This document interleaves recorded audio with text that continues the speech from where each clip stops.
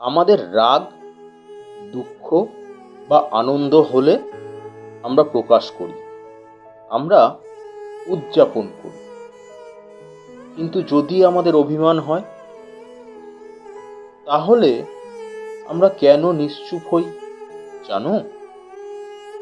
কারণ রাগ, দুঃখ বা আনন্দ উৎসবহুল, আর অভিমান একান্ত ব্যক্তিগত, শুধুই নিজের।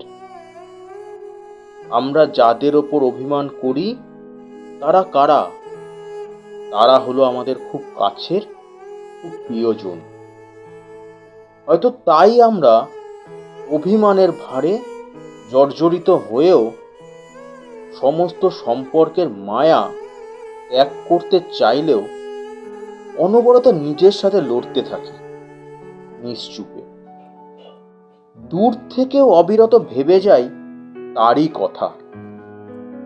অভিমান পুষে রাখতে নেই, কারণ অভিমানের বিশাল সাগরের অপর পারে হয়তো একাকী দাঁড়িয়ে আছে সেই মানুষটা।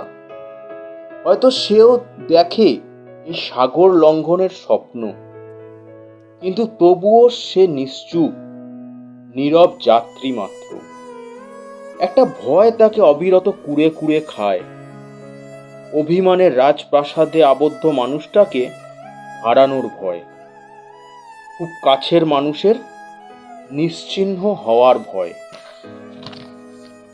অভিমান পুষে রাখতে নেই, বরং জমে থাকা মেঘের আগল সরিয়ে আরো একবার ওই পাহাড়ে মুখোমুখি দাঁড়ানোই শ্রেয়।